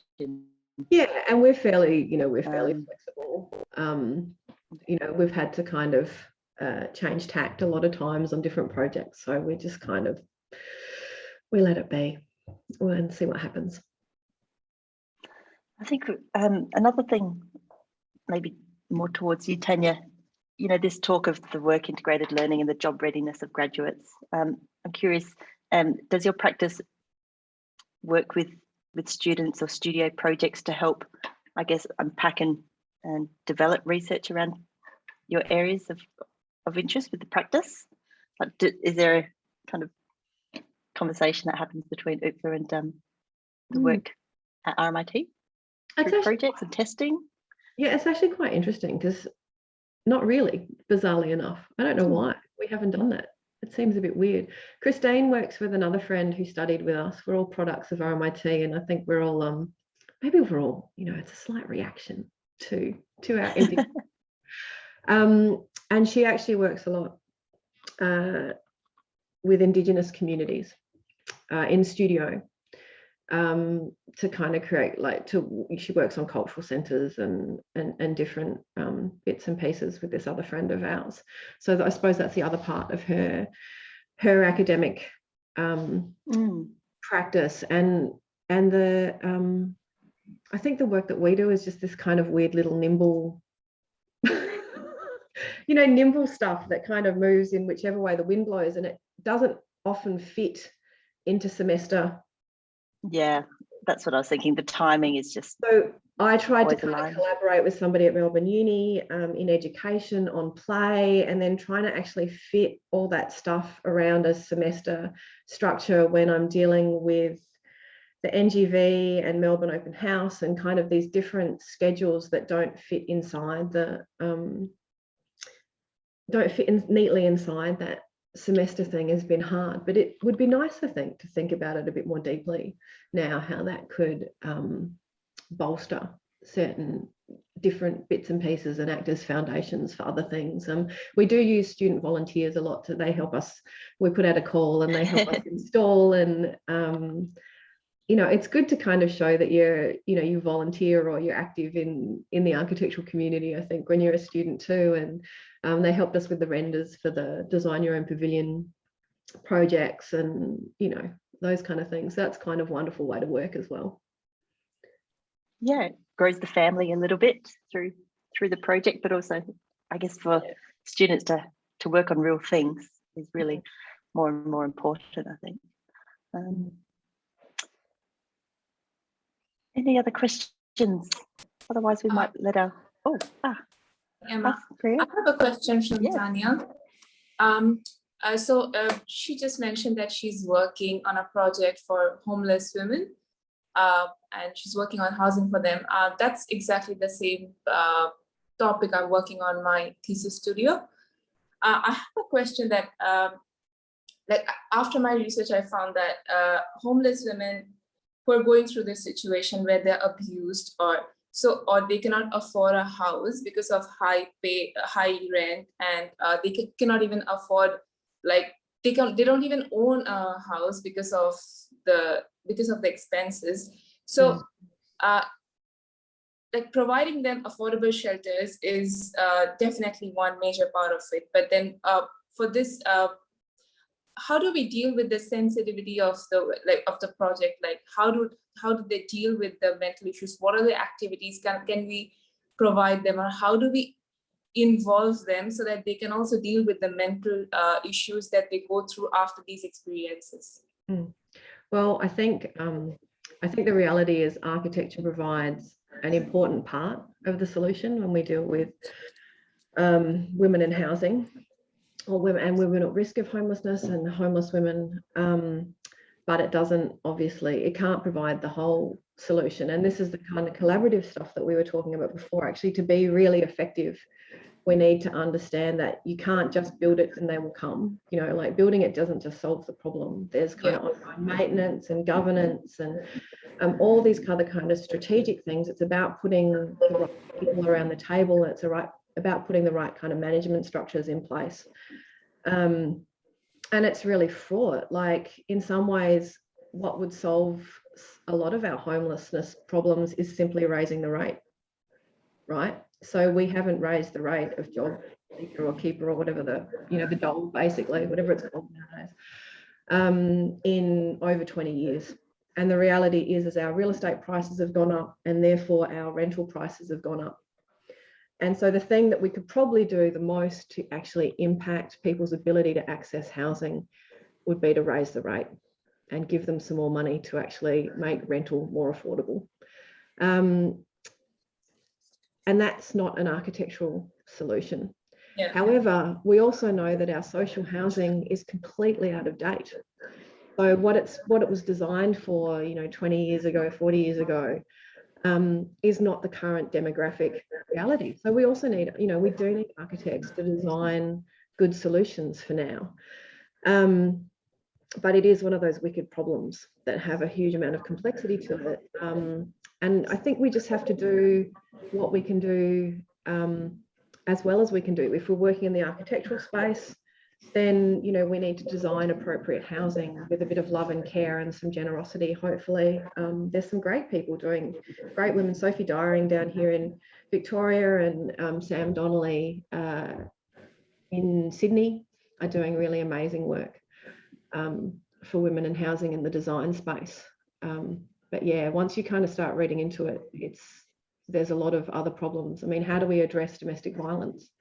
It's probably not something we're going to be able to do with a building completely, but it does, providing good housing, safe and secure housing does form part of that solution. So yeah. So is it even if you build the system, like how the affordable housing works, even if we provide them shelter and they start living, but then how do we encourage them to socially interact and again get comfortable in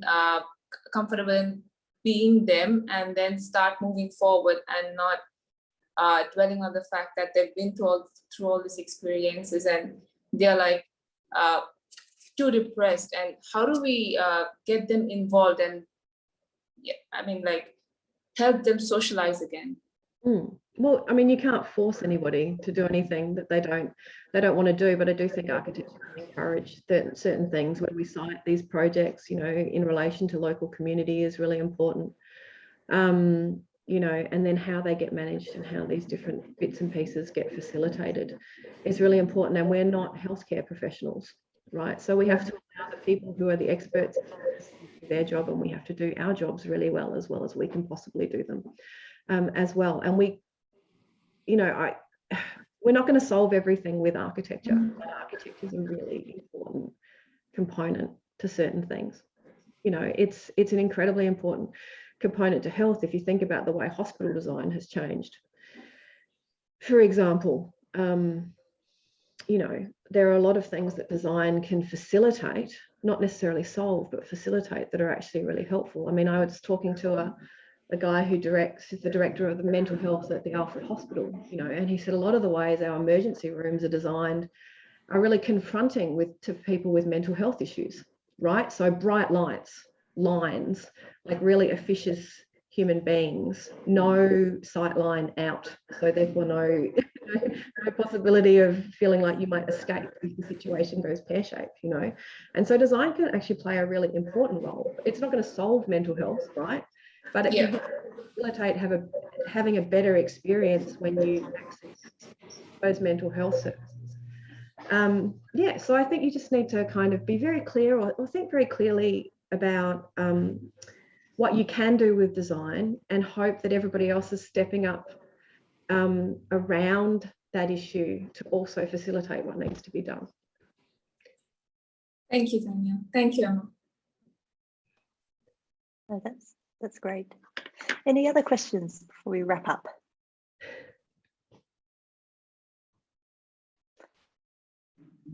All right. Well, we might let Tania and Rory head off. Thank you so much. I will share the recording with you both, so you can keep that to you as part of your research, Tania.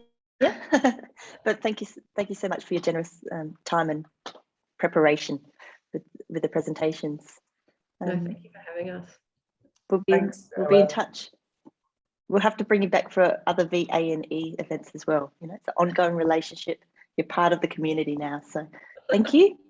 Lovely. Please. And to the students in the room, look, let's take a quick 10-minute break and come back, and we'll talk through assignment 1 feedback pretty much for the last portion of the session. Okay. Thank you. Thanks, guys. Bye. See ya.